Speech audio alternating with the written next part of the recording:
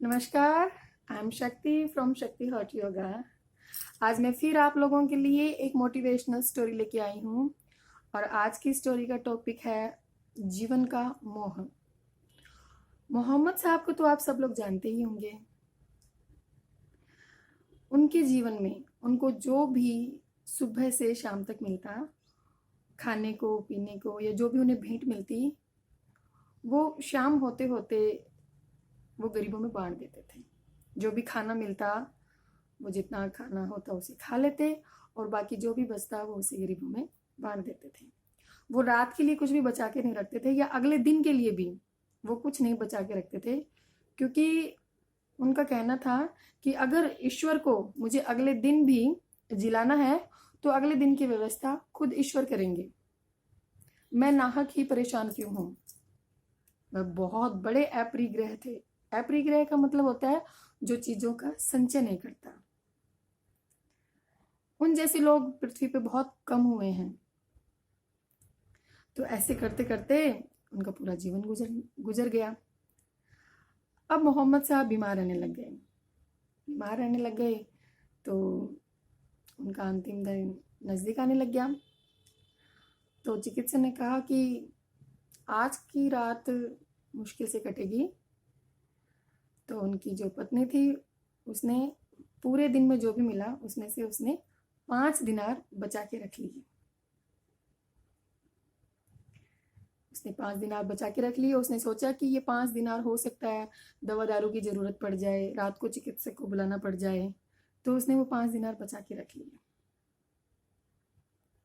मोहम्मद साहब सो रहे थे और रात के 12 बजे वो करवट बदलने लग गए। बहुत ही बेचैन होने लग गए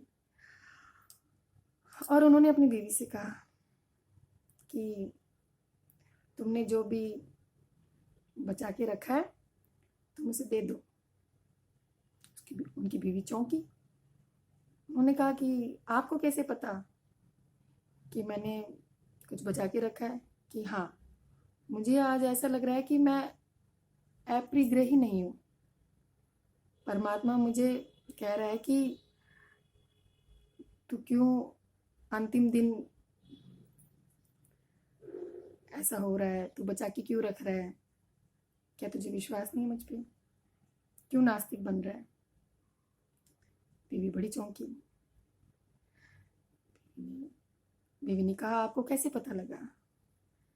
तो मोहम्मद साहब कहते हैं कि रोज तुम मेरी आंखों में आंखें डाल के बात करती हो, आज तुम मेरी आंखों में आंखें नहीं डाल रही हो, तुम्हारी आंखों में सच्चाई नहीं है। तुम ऐसे करो, ये जो तुमने 5 दिनार बचा के रखे ये जाओ और बाहर किसी भिखारी को दे आओ। बीवी कहती है अब रात के 12 बजे बाहर कौन होगा? तो मोहम्मद साहब कहते हैं कि जिस परमात्मा ने मुझे ये कहा है कि ये जो 5 दिनार तुमने बचा के रखे हैं उसने इंतजाम भी किया होगा, कोई इन्हें बाहर लेने वाला भी खड़ा होगा। तो बीवी उठ के बाहर जाती है तो देखती है बाहर एक भिखारी खड़ा है और वो उन्हें वो 5 दिनार दे देती है। और जिन लोगों ने मोहम्मद साहब के बारे में ये सुन रखा है या जो जानते हैं कि उनकी अंतिम मतलब उनकी मृत्यु कैसे हुई, तो वो कहते हैं कि जैसे ही वो 5 दिनार उनकी बीवी ने उस भिखारी को दिए, मोहम्मद साहब आंखें बंद किए, चादर को ओढ़ लिया और सांस छोड़ दी। बीवी ने वो 5 दिनार क्यों बचा के रखी? यही जीवन का मोह था। अगर उनकी पत्नी वो 5 दिनार नहीं देती तो मोहम्मद साहब को मोक्ष की प्राप्ति नहीं होती, उनकी मृत्यु नहीं होती, लेकिन उनका जाना जरूरी था। उसी तरह ठीक बड़े घर, बड़ी गाड़ियाँ, बहुत सारे कपड़े, किसी के प्रेम में पड़ जाना, ये सब मोह है जीवन को जीने का। अगर हम इन सब में मोह छोड़ दें तो हम सब शांति से इस भवसागर से पार हो सकते हैं। मैं ये तो नहीं कहती कि आप मोहम्मद की तरह जो सुबह मिले वो शाम तक गरीबों में बांट दो, लेकिन हाँ, जितना हो सके उतना अपरिग्रही बने। Thank you very much. Thank you, thank you, thank you.